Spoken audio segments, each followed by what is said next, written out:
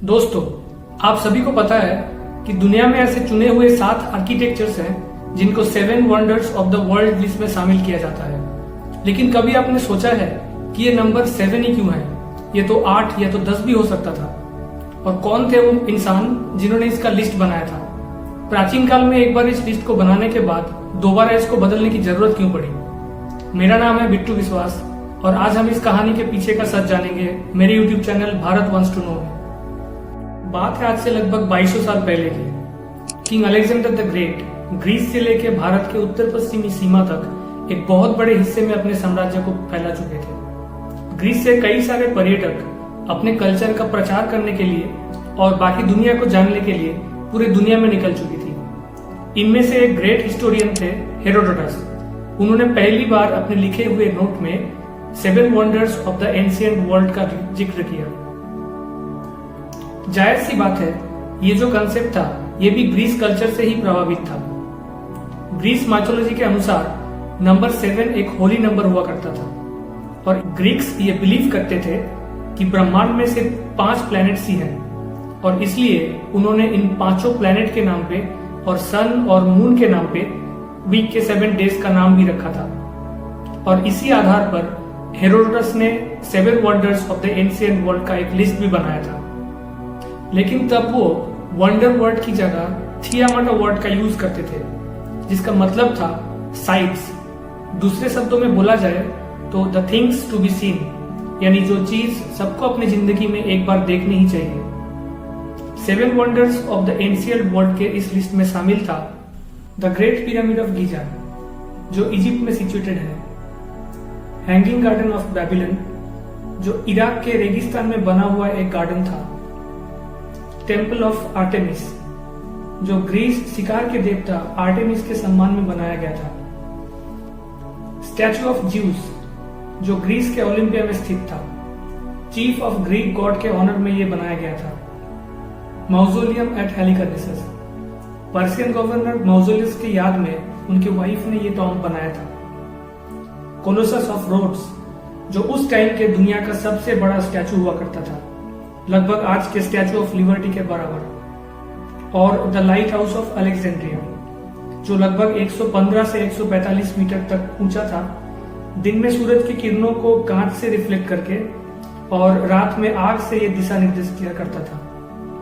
लेकिन वक्त के साथ सिर्फ ग्रेट पिरामिड ऑफ गीजा को छोड़ के बाकी जितने भी आर्किटेक्चर थे सब नेचर के गोद में समा गए। इसके बाद लंबा समय बीत गया।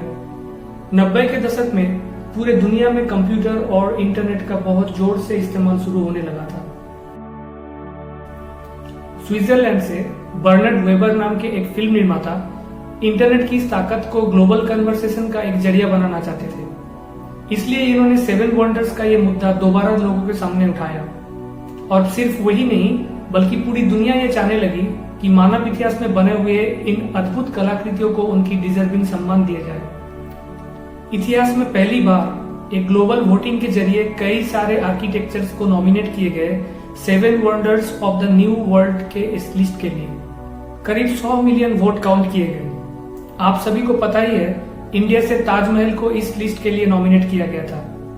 हो सकता है आप में से बहुत लोगों ने इस वोटिंग में भी पार्टिसिपेट किया हो। फाइनली 7 जुलाई 2007 को 7 wonders of the new world का लिस्ट पब्लिश किया गया, जिस लिस्ट में शामिल था the great wall of China, जो दुनिया के सबसे लंबा वॉल है।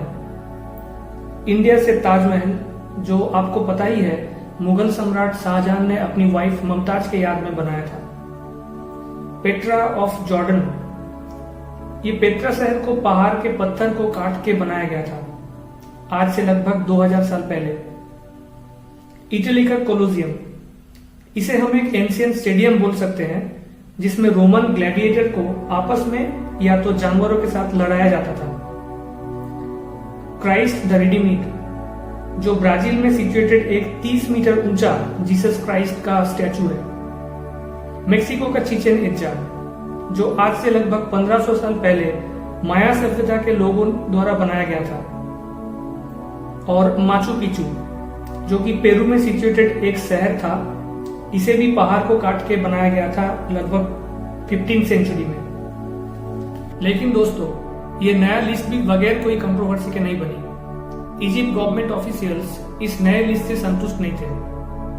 2007 में द गार्जियन में पब्लिश हुए एक आर्टिकल से पता चला कि स्विस एम्बेसडर और इजिप्ट के कल्चरल मिनिस्टर फारूक होसनी ने मिलकर यूनेस्को के डायरेक्टर जनरल को एक खत लिखा और जिसमें ये इल्जाम लगाया गया कि ये काम वेबर ने अपनी स्विट्जरलैंड की एक टूर कंपनी के प्रॉफिट को बढ़ाने के लिए किया था।